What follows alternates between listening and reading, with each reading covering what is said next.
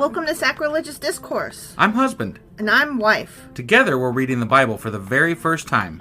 We grew up without religion and wanted to know what all the fuss was about. Well, what have we learned so far? That God is a dick, and apparently some people believe in talking donkeys? We're not trying to pass ourselves off as experts. Nope, we're just reading the Bible for the first time and giving our first take reaction. If you'd like to join us in this venture, you might consider starting at episode 1. Otherwise, jump in wherever you like. All right, let's go read the Bible. Yeah, let's get to it.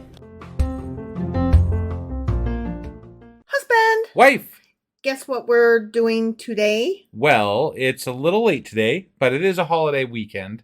Mm-hmm. And so today is still... Saturday. Sunday. Sunday. Yes. Sunday. It's Sunday. What is time? I don't know. So, given that it's Sunday, not Saturday. what are we doing today?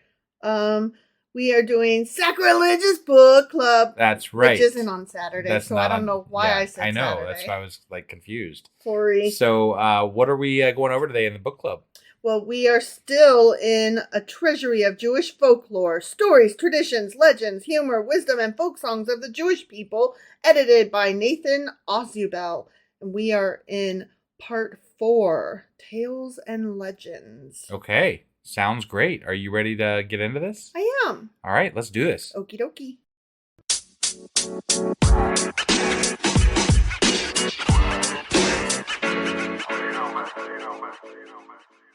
Okay, so I said we're in part 4, Tales and Legends. Yeah. And within that part, we are in chapter 1, Biblical Sidelights. And I was like, the fuck does that mean? Right? It basically means that it's biblical side stories. Oh. So that's maybe fun. Maybe fun. I don't know. I say that so that you understand where we're going with this, because I'm going to start with the intro, which is a bit lengthy, but I took some notes out of it. Okay. Okay? Yeah. So let me just start here with the intro. We're on page 446 for all of the people that are following along. Okay. Okay? Yep. So Jewish religious lore was never fully frozen into canon. So, like, you know how the Christians are like, nope, that's what it says in the Bible. The end. Right. The Jewish people are more like... Loosey-goosey about it? Well, this is what it says, and this is what we think, and here are our thoughts on it, and here's some more stories about it. And, like, that's where the Midrash and the Ibid and the Agada and all that comes in. Right, and we've talked about it before, how they are much more studious about their religion than... They consider a lot more things about it. They do. They are very introspective with regard to their faith and with regard to what the Word of God actually means. Right. And how it impacts them in their daily life. Yeah. So I particularly appreciated that opening sentence. Mm-hmm. To continue, it says, this dynamic... Oh, wait, no. Let me skip ahead. Sorry. The Midrash attempted to penetrate into the spirit of the Bible by revealing its inner meanings, which were not in literal evidence in the text, by means of legends, parables, myths, fables, and ethical sayings. Sure. Okay? Yeah. So that's kind of just what we just said. Right, But right. this body of folklore came into being because the masses of the people found the scriptural text insufficient for their understanding. Yeah. I'm like, I can appreciate that, actually. Huh. Yeah. The folk were eager for deeper and more interior explanations of the characters and incidents recorded in the Bible. I mean, again, I'm fully on board. I appreciate that, yeah. This need may be seen from the fact that the voluminous literature of the Midrash was in continuous growth until about the time of the Crusades. Wow. Yeah. Okay. So those people were like heavy thoughts. Yeah. Like, what is this shit? Right. Okay. Skipping further ahead, it goes without saying that the Midrash hardly wields the same religious authority as Scripture. Nonetheless, its very vivid characterizations of Bible personages with its added wealth of details and incidents have in many ways superseded the Scripture versions in the folk fancy. Well, from what I've heard, what we've gone over and what we've read in this book and in other instances where we've gone over different things from them, it's a lot more it's put in layman's terms, and it's put in like they use examples, Exactly. So it's very easy to interpret for the layman, and that's obviously when you've got a lot of people that are going to understand it better because of this story, then that's going to make a lot more sense to the masses than the scripture. Yeah. So that makes sense. Yeah, I agree. Not always does the Midrash legend follow closely the Bible text.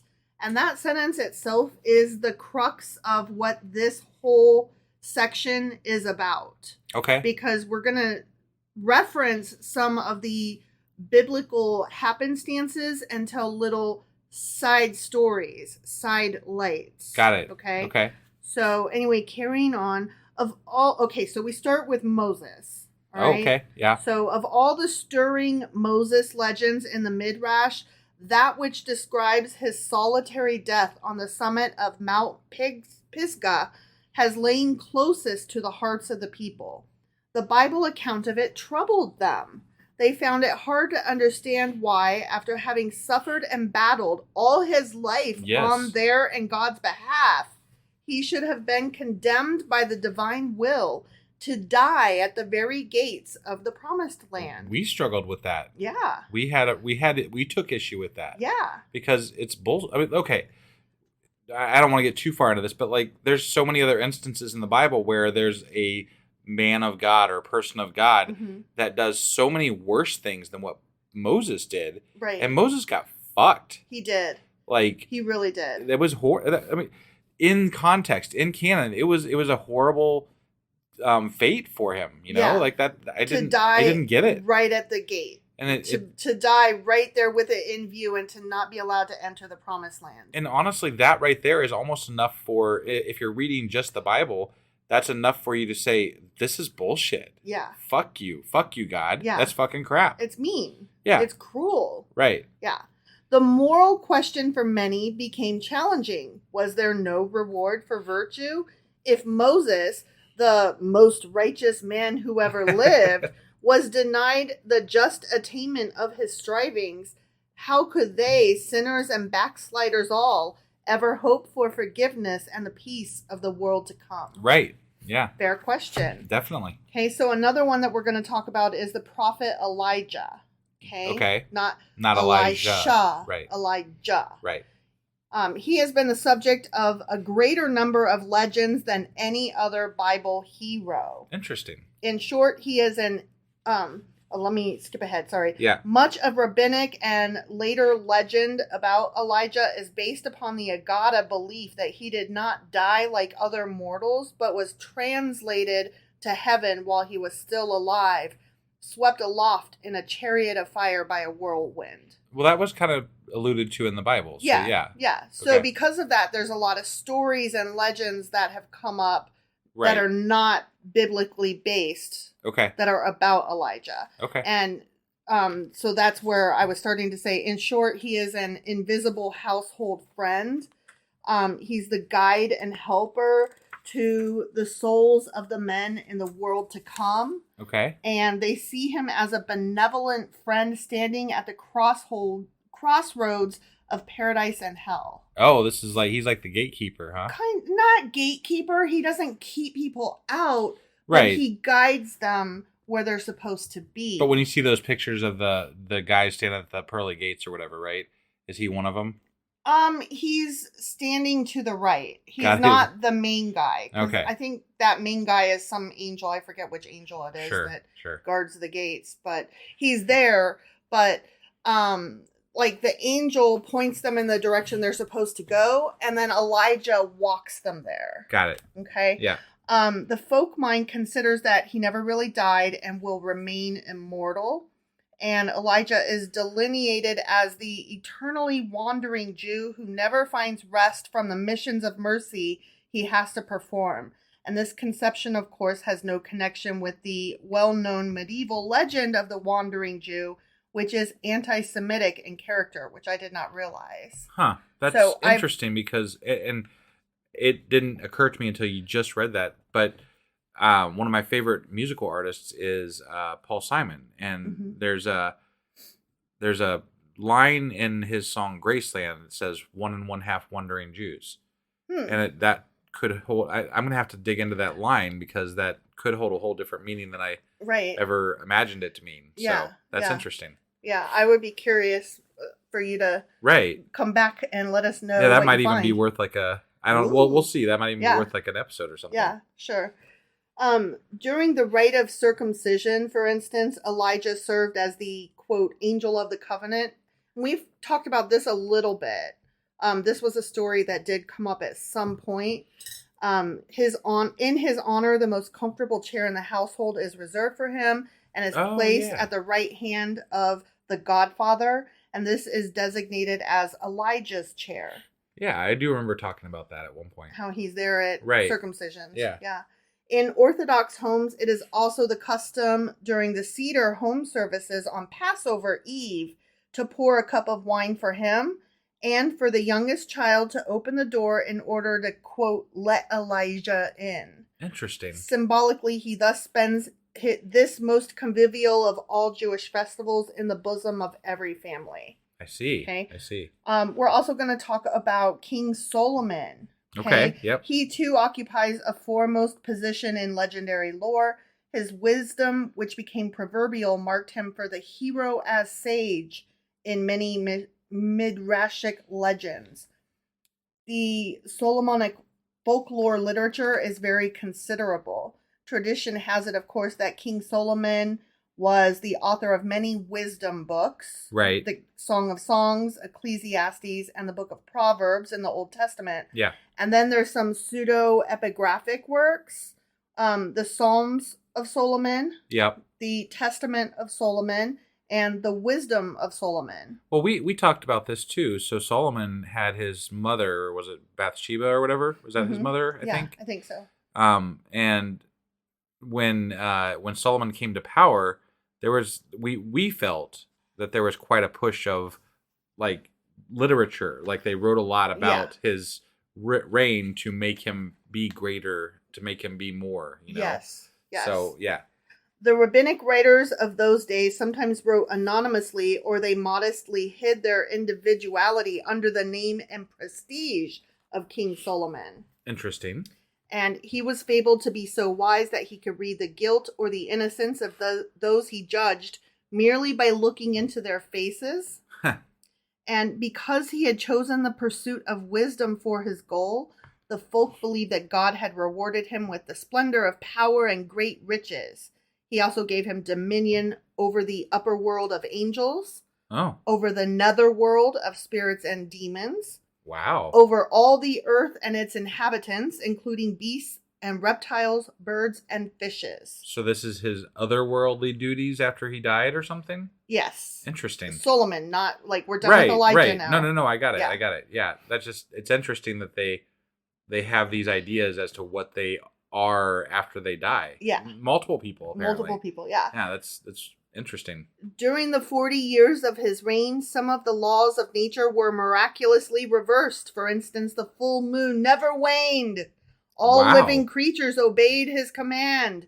The eagle, especially, serving as his messenger and principal means of conveyance. When he built the temple, reputed by legend to have been the most beautiful structure the world had ever seen, angels and demons helped him in the task. I missed this bit in the Bible. This isn't in the Bible. No, I know. I'm just like, if this had been in the Bible, it would. That's so ridiculous, right? Yeah. But like, I want to hear those stories, right? You know, same. That's so interesting. He hewed the immense stones which went into its construction by means of the magical worm, the shamir. I'm sorry, what? Magical worm? Yes. What the fuck? We'll get to that at some other point. That's not one we're reading today, but it is one we will talk about. Oh my god, point. This is interesting. Fairy tales, right? Yeah. It is indeed curious that only in later midrashic legends was Solomon hero worshipped.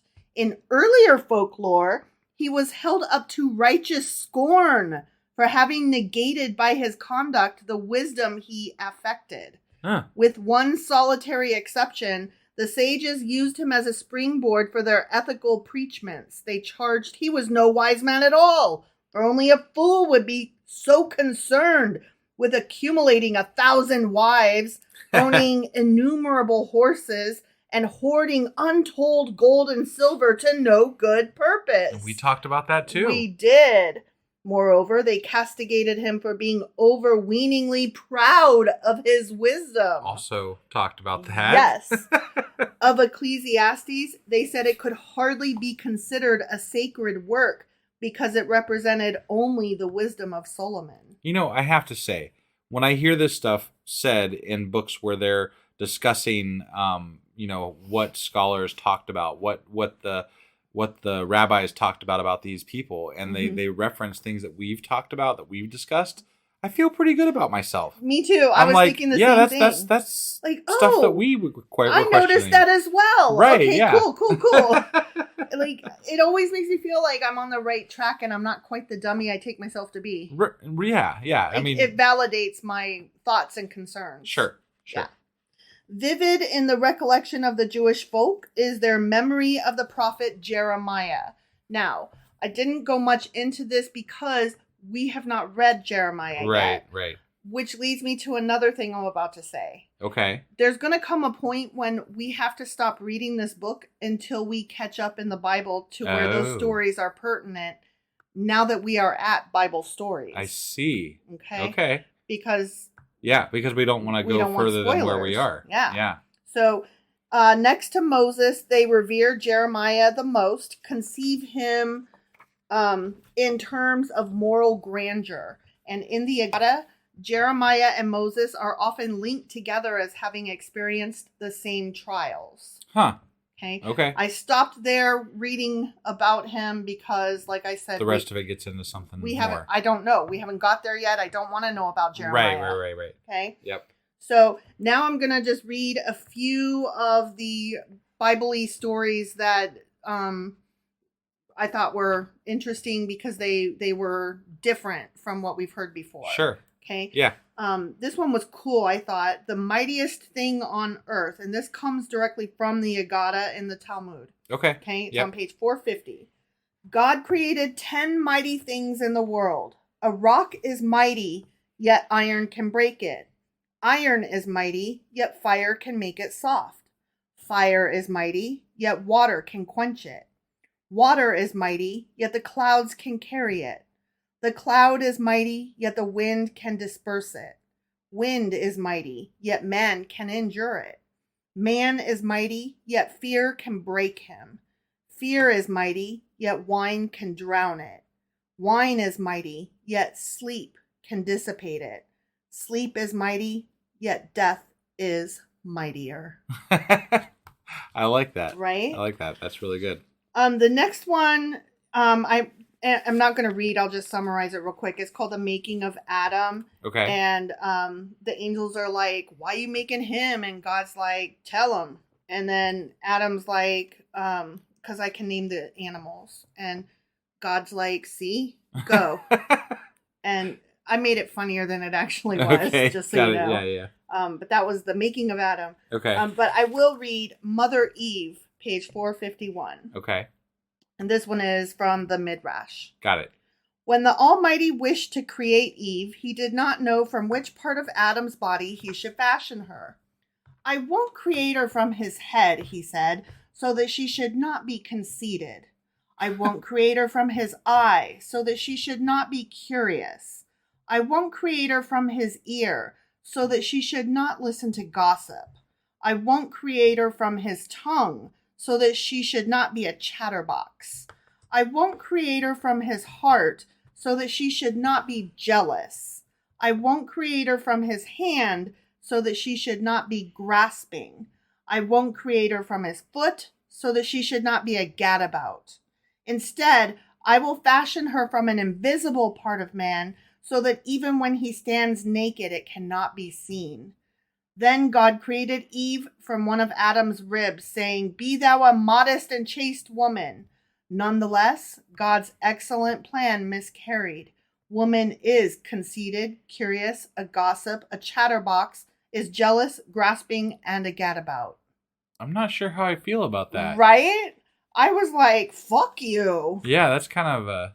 Like, excuse you, whatever. It sounds like you know how you always hear old men. It's usually old men talking about their wife or a woman or whatever, and how they're this, that, or the other. Yeah, sounds a lot like that. It really does. And I'm like, that's kind of an asshole move for. Yeah. Just no. Yeah. I don't like that. So, what I got out of that is, I'm sorry, you said God failed? Right. Yes. That is. Okay. That's what happened. Yeah. Okay. Gotcha. Whatever. Yeah. Because apparently a woman is supposed to be just demure and quiet and perfect. Mm-hmm. That was what God wanted. The anti-Lilith. Right. Yeah. All right. So I am going to read the first tier, which is, I thought, kind of magical. I thought it's kind of pretty. Okay. Okay. After Adam and Eve had been banished from the Garden of Eden, God saw that they were penitent and took their fall very much to heart. And as he is a compassionate father, he said to them gently, "Unfortunate children, I have punished you for your sin and have driven you out of the Garden of Eden, where you were living without care and in great well-being. Now you are about to enter into a world of sorrow and trouble, the like of which staggers the imagination. However, I want you to know that my benevolence and my love for you will never end." Hold on. What the fuck on? He kicked them out of paradise. Yeah. And he's like, you're going to suffer a fuck ton. But you know what? I still love you so much. No, before that, he's like, oh, you got kicked out. That sucks for you. Oh. But who fucking kicked him out? Right? Yeah. Right. Yeah. He's like, sorry, I just had to interrupt because that was, I'm like, no, you did that, you fucking idiot. Right? Okay, right? Sorry. I know that you will be met with a lot of tribulation in the world, and that it will embitter your lives. For that reason, I give you out of my heavenly treasure this priceless pearl. Look, it is a tear. And when grief overtakes you and your heart aches so that you are not able to endure it, and great anguish grips your soul, then there will fall from your eyes this tiny tear. Your burden will grow lighter then. Tears are a gift from God? Yes. Jesus they fucking help Christ. Us get through the hard times. Oh, yes. Man. When Adam and Eve heard these words, sorrow overcame them. Yeah, I bet. Tears welled up in their eyes, rolled down their cheeks, and fell to the earth. And it was these tears of anguish that first moistened the earth. Adam and Eve left them as a precious inheritance to their children. And since then, whenever a human being is in great trouble and his heart aches and his spirit is oppressed, then the tears begin to flow from his eyes, and lo, the gloom is lifted. Okay. Again, that was... Oh, right? No, yeah. Okay, so the next one I'm not going to read. I'm just going to summarize, and it's called Falsehood and Wickedness. Okay. And it's about how Noah built the ark and only pairs could get on. So Falsehood, the liar queen, she's like, hey, I want to get on the boat. And Noah's like, only pairs. And she's like, fuck. And so she goes walking around and she bumps into Wickedness. And she's like, yo, Wickedness, be my husband so we can get on this boat together. Right. And then Wickedness is like, what's in it for me, bitch? And then she's like, I will give you all the money that I make because I know I'm going to make a fuck ton on this boat. So then they get on the boat together and yay, they're a pair, Falsehood and Wickedness. And she makes a fuck ton of money just like she said. Oh, okay. Yeah, selling left and right, selling lies. She gets them lies, Sure. She's a liar that sells lies. I don't know. Yeah, no, okay. I'm listening personification here. of the falsehood. I guess, okay? Yeah. So then when the boat lands and they get off, he's like, tally up, bitch. And she's like, okay. And then she's like, couldn't I just have some though? Because I did all the fucking work. And he's like, but wouldn't it be like evil to go back on our word? We made a deal, bitch. Right. Like, you owe me, pay up. Yeah. And she's like, okay. And gives him all the money because, that was the deal, right? Mm-hmm. And then true indeed is the proverb, is how this ends. Falsehood begets much, but wickedness taketh all that away. I see. Okay? I see, yeah. So you can see why I didn't read it. It was like right, anticlimactic. Yeah. Sure. Climactic. Right. Sorry. Yeah. Okay, but this one I thought was interesting. Page 454, the 4 cups. Okay. Okay? Noah was working with a will to break the hard clods for the purpose of planting the grape. Suddenly Satan appeared before him and asked, "What art thou planting here?" Okay. You know, because I'm Satan. I didn't realize Noah met Satan. Sure he did in this story. Okay, all right. "It's a vineyard I'm planting," answered Noah. "And what fruit will it bring forth?" "The grape, which gives joy to man and gladdens his heart. You know, because I'm Noah. I'm sweet or something because you're Satan. So, sure. You know, right. La la la. Yeah. Okay. "Then let us work together, said Satan. Noah consented, you know, as you do. Okay. Right? Yeah. Thereupon Satan brought a lamb, slaughtered it, and poured its blood over the clods of earth. Oh, damn. He then caught a lion, slaughtered it, and again poured out its blood, drenching the soil with it. Noah looked and wondered. Yeah, I'm kind of wondering myself. What's this about? Yeah. Satan thereupon caught an ape, slew it, and poured the blood upon the clods of earth. Okay. At last he bought a pig, slaughtered it, and fertilized the ground with its blood. And thereby Satan wished to indicate to Noah the following lesson. After tasting the juice of the grape, drinking the first cup of wine, man becomes as mild and soft-spirited as a lamb. After the second cup, he becomes courageous as a lion, boasts of his power and of his might. After the third cup, he becomes intoxicated, dances, leaps, and gambles like an ape, making a fool of himself. But when he has drunk 4 or more cups, he is like a pig, bestial, filthy, and degraded. He is like a hog that wallows in mud. I see. Yeah. Okay. 4 cups. So drinking regulations for early Don't get Bible. too drunk. Okay. Don't be drinking too much. They cover that a lot. They do. They like to talk about that drinking. This wasn't a don't drink. This was just a don't drink too much. Yeah, this is moderation. A drinking. Yeah. Yeah. Right. The next one is called Abraham and the Idols. I'm not going to read it because I feel like this one was in the Bible. Oh, okay. It's the one where Terah, Abraham's father, left him in charge of his shop of idols. Okay. And Abraham was like, "But I don't do idols, Pop." And Terah's like, "Just be in charge of it, whatever." And then after Terah like walked away and whatever, right. Abraham like kind of crushed the shop and then left the stick with the largest idol. And then when Terah comes back, he's like, "The fuck happened to my shop? What did you do?" And Abraham's like, "It wasn't me. They were fighting over who was the best or the biggest or the most. And so the biggest one here, he took the stick and beat them all." And then Terah's like, "You expect me to believe that stone idols were walking and talking and fighting? That's stupid. They don't do things." Right. And Abraham's like, "No. I don't recall that. Oh, so okay. But I recall it. Okay. Yeah. Well, that's fine. So I think I summed the story up better. Yeah. No, you Anyway. you got it. You nailed it. Yeah. So that happened. Okay. And that was pretty much in the Bible. Got it. So then we've got Abraham before Nimrod. Oh, Nimrod. I'm not reading it because it's stupid. But Nimrod. Man, I had to say I it. I miss Nimrod. Well, Nimrod's like worship fire and worship this and worship that and worship all these things that aren't God. And Abraham's like, no. And then he keeps saying no over and over. And he's like, don't you perceive the mighty hand that guides the world? And the king was abashed and turned away, leaving young Abraham in peace. The end. Oh, okay. See? Stupid. Yeah, that's right? dumb. Yeah. So I said it just to say his name. Sure. Nimrod. Right, there. Nimrod. Okay, this one's called God Protects the Heathen, too. Oh. Yeah. Okay. And I thought some Christians could hear this story. Sure, yeah. This is on page 456. Okay. Once, as the patriarch Abraham sat at the entrance of his tent, he saw an old, tired man approach.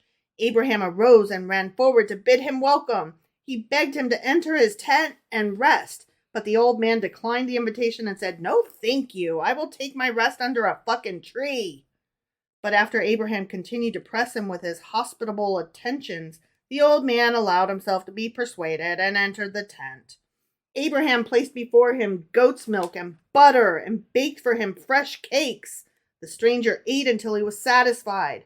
Then Abraham said to him, "Now praise the Lord, the God of heaven and earth, who gives bread to all his creatures. Now that I forced you in here and made you eat, pray with me. Pray." Yeah. I do not know your God, replied the old man coldly. "I will only praise the God that my hands have fashioned. Thanks." Then Abraham spoke to the old man, told him of God's greatness and loving kindness. He tried to convince him that his idols were senseless things who could neither help nor save anyone. He urged him, therefore, to abandon them and put his faith in the one true God and thank him for his gracious acts that he did for him every day.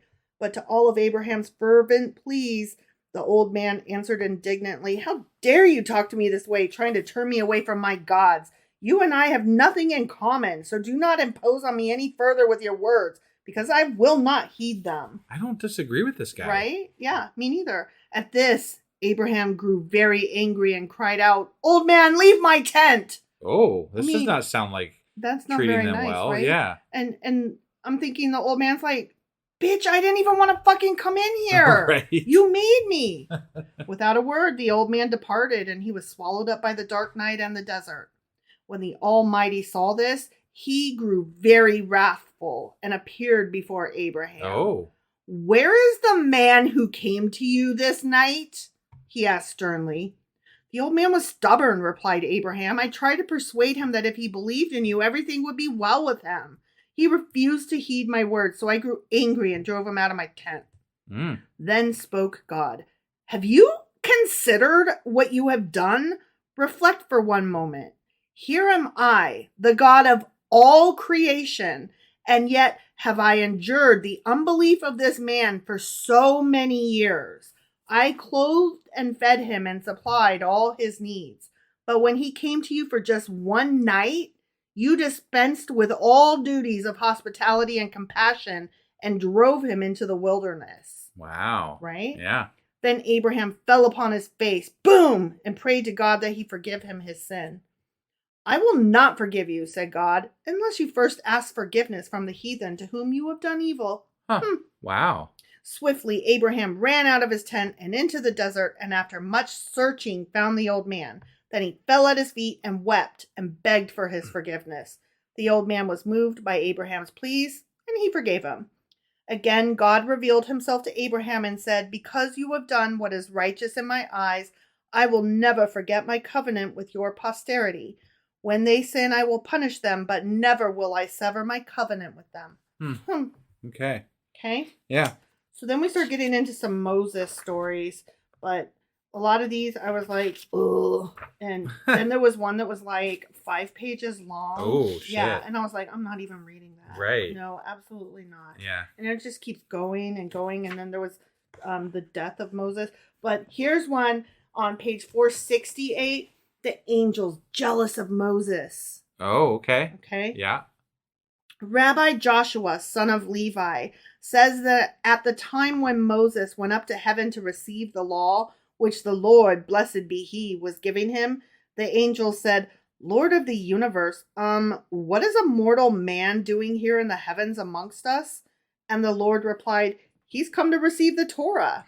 Then the angel said, Wilt thou hand over to man that hidden jewel which thou hast treasured up with thee during 974 generations before thou hast created the world? What is man whom thou hast created? Give thy bounty to the heavens. That's from Psalms 8. Okay. Leave the Torah here and do not give it to man. Then God's... I'm a little bit torn here because the Torah is partly written by Moses. So right. What are they like? Well, it's written by Moses at God's command. Right, So but if Moses, it was there before Moses, then there must be a Torah there must be an original Torah, right? No. The word is the treasure. I see. Yeah. Okay. So, Moses, the bits that are God's words or whatever. Yeah. Okay. Yeah. All right. So he's about to give him the word of God. Okay. Yep. Then God said, Moses, answer the angels concerning that which they have spoken to me. And Moses replied, Lord of the universe, I would fain answer them, but I fear lest they burn me up with the breath of their mouths. Because, they got the halitosis. Yeah. Then God said, Moses, take hold of the throne of glory and answer their speech. And when our master Moses heard this, he began to speak and said, Lord of the universe, what is written in that Torah which thou intendest to give to me? I am the Lord thy God who brought thee out of the land of Egypt. That's from Exodus. Right. O angels, have you gone down into Egypt? Have you served Pharaoh? Then why should the Lord, blessed be he, give you the Torah? Again, what else is written in this Torah? Is it not written, thou shalt have no other gods before me? Are you living among heathens that you should serve other gods? It is further written therein, remember the Sabbath day to keep it holy, which means rest on that day. Are you working that you should have to be commanded to rest? Furthermore, it is written therein, thou shalt not take a false oath. Are you engaged in business that you should be commanded not to take a false oath? Furthermore, honor thy father and thy mother. Have you a father and a mother that you should be commanded to honor them? Thou shalt not murder. Thou shalt not commit adultery. Thou shalt not steal.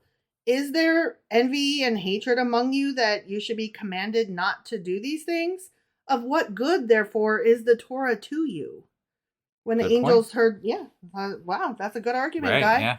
When the angels heard this, they became friendly to Moses, and every one of the angels taught him something, even the angel of death. Yeah. Wow. Okay. Yeah. Then we've got more death of Moses, death of Moses, death of Moses, death of Moses. And then we get to page 475, Why God Forgives Man. Okay. Elijah the prophet once told the following story. It happened that I came to a great city, one of the greatest in the world. In that city lived a government official whose duty it was to investigate suspicious characters. When he saw me, he led me into the king's palace, where a priest came toward me and asked, Are you a scholar? I answered, I know a little. To which he said, If you'll give me the right answer to the question which I'm going to ask you, I will let you go in peace. I said, ask. And if he doesn't, he's not going to go in peace? Right? Like, what you going to do? Murder me? I'm already dead or whatever. Yeah. Why did the Almighty create reptiles? Why did he need such ugly crawling creatures in this beautiful world? I want to hear this answer. Yeah. How do you feel about it? I'm not a fan. We have snakes, and we've had it for... we have a snake. A snake. Yeah. That we've had for 2 years, and you have yet to hold him because you are like, absolutely not. Right. I'm not a fan. No, not a fan. But I don't disdain them to the point where I would want them to not exist. Right. But this guy's like, but why are they even? Right. Yeah. I answered him, the Almighty is a stern judge, but he also loves justice, benevolence, and truth. He foresees the outcome of everything and foretells the future. He is concerned with the good only. With his profound wisdom, he created the world and all that is on it. After that, he fashioned man. And the only reason he made man was that he serve him with all his heart, so that he should take pleasure in him and in the generations that spring from his loins until the end of days. But when man procreated and his number became great, he began to worship the sun and stones and wooden idols. From day to day, the sinfulness of man had been mounting, so that he deserved death and greatly tried God's patience.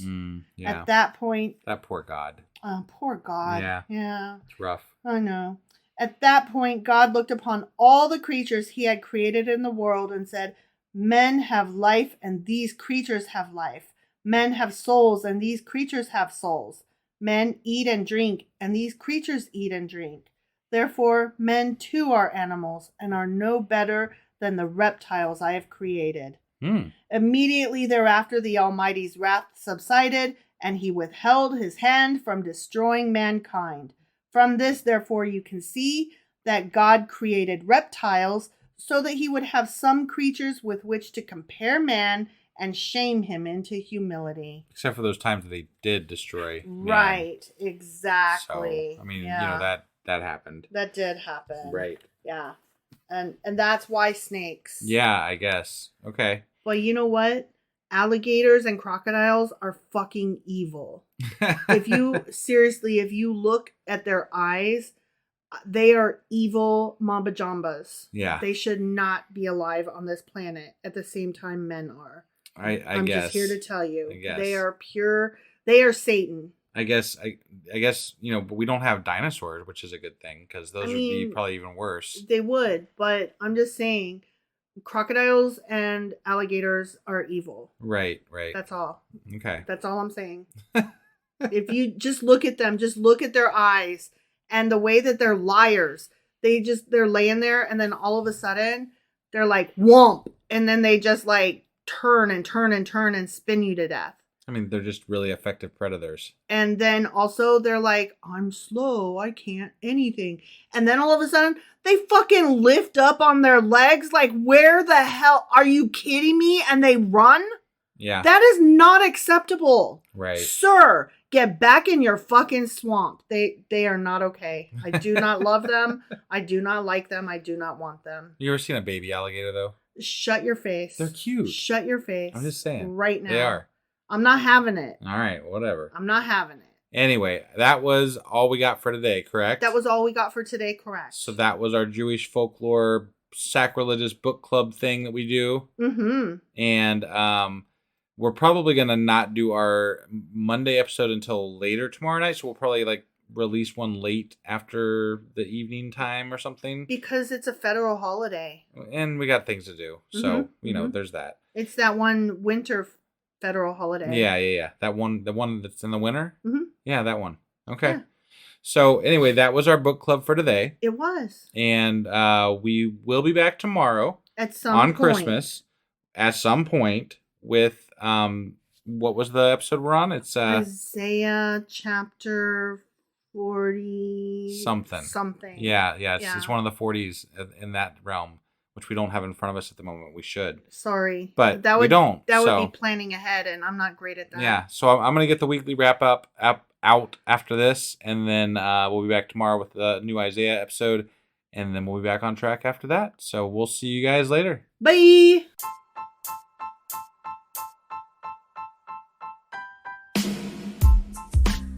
Hey, wife, I guess that's the end? But husband, that's just sad. It doesn't have to be. We are on lots of social media platforms like Twitter. Our handle there is sacrilegious_D. For D's nuts. Oh my God. Stop doing that. Anyway, we're also on Facebook, Instagram, and Pinterest. There's a link to all of our social media sites at our website.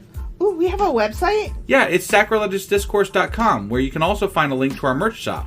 We have a merch shop? Yep. We have podcast-themed clothing, mugs, notebooks, and more, as well as an atheist and science-themed products.